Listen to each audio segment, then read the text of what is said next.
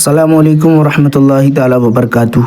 جیسا کہ آپ بخوبی جانتے ہیں، دیو کے پجاریوں کی بنیاد ہی نبی کریم صلی اللہ تعالیٰ علیہ وسلم کی گستاخی اور امت کو گمراہ کرنے پر قائم ہے۔ ان کے اکابرین نے یہ کام یہودیوں سے ڈالر لے کر شروع کیا تھا، اور آج ان کی روحانی اولاد اپنے اکابرین کے دفاع میں میدان میں اتری ہوئی ہیں۔ آج ہم ان کے ایک اور اعتراض کا جائزہ لیں گے اور ان کے اپنے ہی گھر کی کتابوں اور فتووں سے ان کی حقیقت کو بے نقاب کریں گے۔ آئیں پہلے ان کی ویڈیو دیکھ لیتے ہیں تاکہ یہ جان سکیں کہ ان کی بکواس کس حد تک پہنچ چکی ہے۔ یہ لمٹ تو نہیں کراس کر گئے کہیں؟ دنیا حقیقت کو چھوڑ کر خرافات میں گم ہے۔ مزار کے اوپر سے گرنے والے پانی میں شفا تلاش کر رہی ہے، اور اللہ کے سامنے مانگتے ہوئے اس کو شرم آتی ہے۔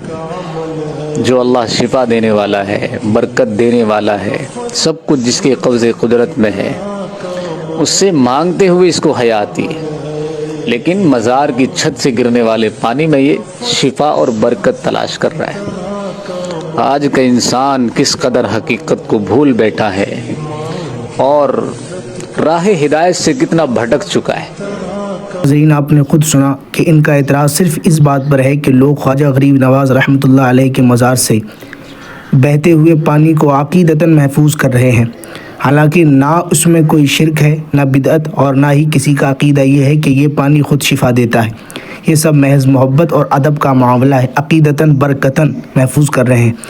لیکن دیو کے پجاری ہمیشہ کی طرح یہاں بھی اہل سنت والجماعت کو بدنام کرنے کی ناکام کوشش کر رہے ہیں۔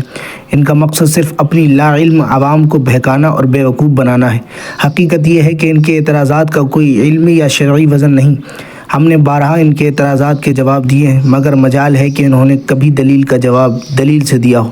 ہمیشہ ڈینگے ہی مارتے رہتے ہیں، اب ہمیشہ خود کی مٹی پلید کرتے رہتے ہیں۔ چلیں، ہر بار کی طرح اس بار بھی ہم ان کے اپنے گھر کی کتابوں کی تلاشی لیتے ہیں، ان کے خانہ تلاشی لیتے ہیں۔ سوال یہ ہے، کیا ان کے اپنے گھر میں ایسے اعمال پائے جاتے ہیں یا نہیں پائے جاتے؟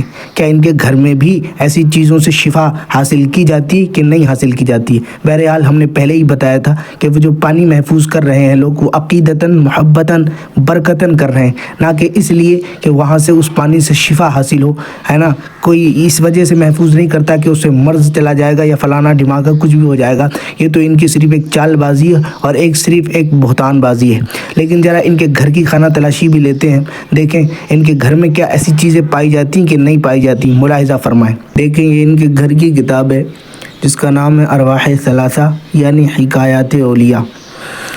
اس کا لکھنے والا مصنف ہے حکیم الامت، ان کا مولانا اشرف علی تھانوی۔ یہ اپنی اسی کتاب کے 257 پر لکھتا ہے، ایک مرتبہ ہمارے نانوتا میں جاڑا بخار کی بہت کثرت ہوئی، سو جو شخص مولانا کی قبر سے مٹی لے جا کر باندھ لیتا اسے ہی آرام ہو جاتا۔ بس اس کثرت سے مٹی لے گئے کہ جب بھی قبر پر مٹی ڈلواؤں تب ہی ختم۔ کئی مرتبہ ڈال چکا، پریشان ہو کر ایک دفعہ مولانا کی قبر پر جا کر کہا، یہ صاحبزادے بہت تیز مزاج تھے، آپ کی تو کرامت ہو گئی اور ہماری مصیبت ہو گئی۔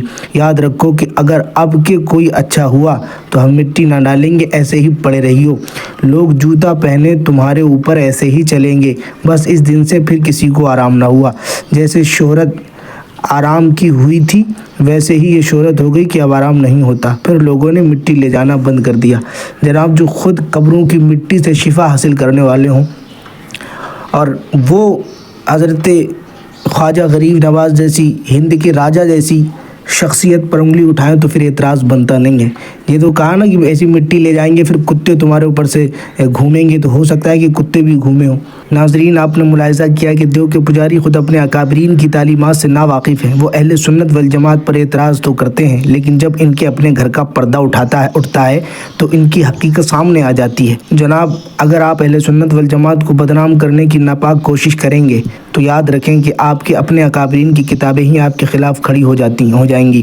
ہر بار آپ ایک ایسا اعتراض اٹھاتے ہیں جس کا جواب آپ کی اپنی کتب میں موجود ہوتا ہے، اور یوں آپ اپنی مٹی پلید کر لیتے ہیں۔ ہمیں اس بات کا یقین ہے کہ آپ کے پاس ان دلائل کا کوئی جواب نہیں ہوگا، جیسا کہ پہلے بھی کبھی نہیں تھا۔ ناظرین، یہ تھا ان دیو کے پجاریوں کا حال، جو صرف اعتراضات اٹھانے اور اپنی عوام کو گمراہ کرنے میں لگے رہتے ہیں۔ اگر آپ کو یہ ویڈیو پسند آئی ہو تو ایسے شیئر کریں تاکہ زیادہ سے زیادہ لوگ ان کی حقیقت سے واقف ہو سکیں اور ان کے مکر و فریب سے بچ سکیں، سنیوں کا عقیدہ بچ سکے۔ اللہ حافظ۔